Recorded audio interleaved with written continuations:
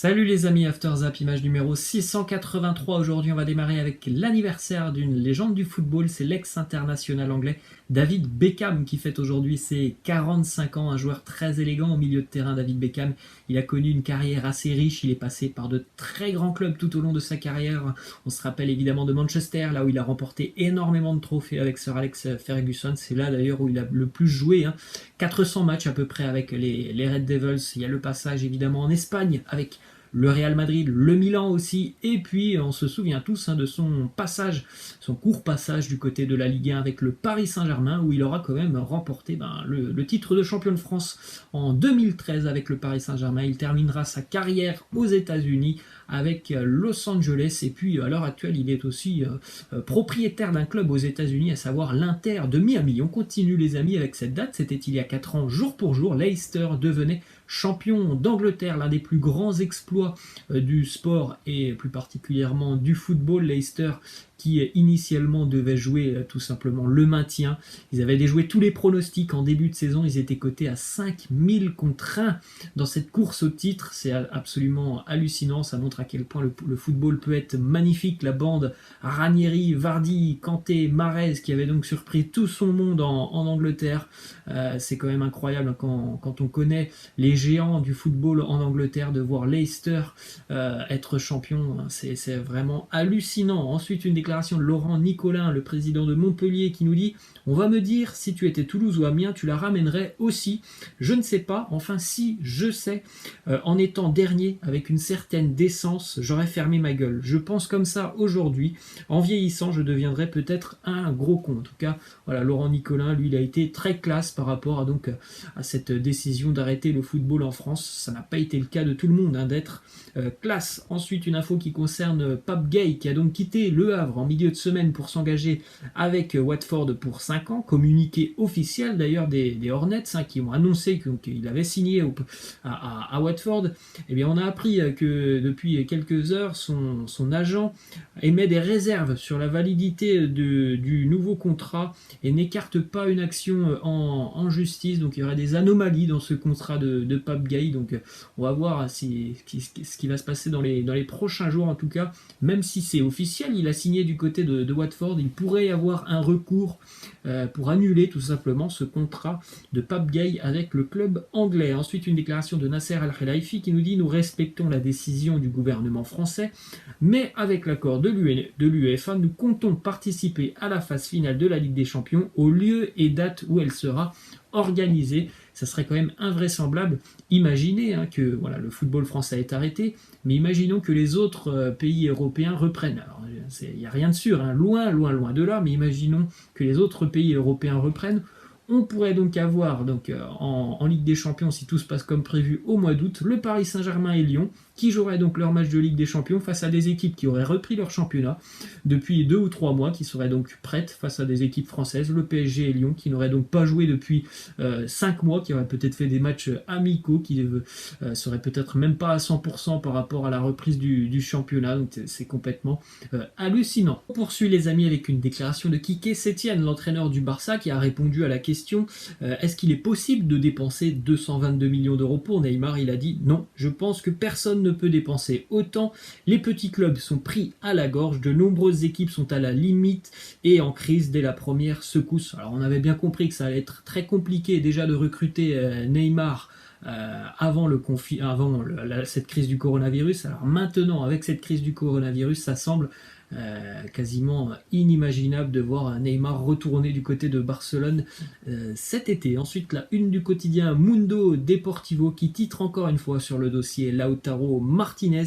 Et visiblement, Lautaro Martinez s'est un petit peu mouillé avec les dirigeants interistes, puisqu'il a d'ores et déjà refusé, d'après les quotidiens espagnols, il a d'ores et déjà refusé une offre de prolongation de contrat, et il aurait fait comprendre à ses dirigeants que son avenir, il était plutôt du côté de l'Espagne que de l'Inter. Donc on va suivre attentivement ce qui va se passer, puisqu'on a bien compris quand même que l'Inter Bon, si Lautaro devait partir, l'Inter allait quand même demander que sa clause soit levée. Je crois que c'est à peu près 90 millions d'euros. Donc pour le Barça, voilà, 90 millions d'euros, il va falloir aussi les trouver. Ensuite, une info qui concerne Ansu Fati. Il n'y a aucune chance de voir le jeune prodige barcelonais quitter le Barça cet été, malgré les rumeurs. Le Borussia Dortmund est très intéressé.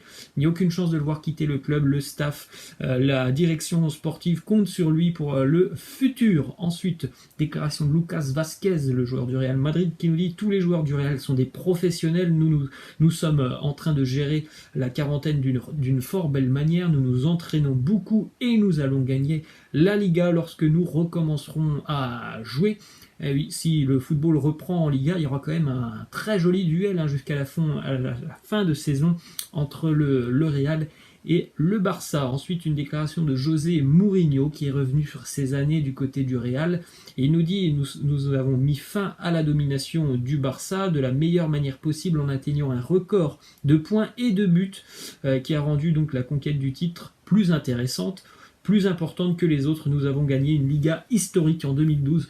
Le Real qui avait fait une saison incroyable, 38 journées, 32 victoires, 4 nuls, 2 défaites, 100 points, 121 buts marqués sur la saison, c'est assez hallucinant, c'est à plus de 3 buts marqués par match. Oui, ils avaient quand même une sacrée équipe cette année-là, le Real Madrid, et pourtant ils n'étaient pas allés au bout en Ligue des Champions. On continue les amis avec cette info du quotidien anglais, le Mirror, qui annonce que Kieran Trippier aurait enfreint les règles strictes des paris sportifs. C'était l'année dernière, juste avant de quitter Tottenham.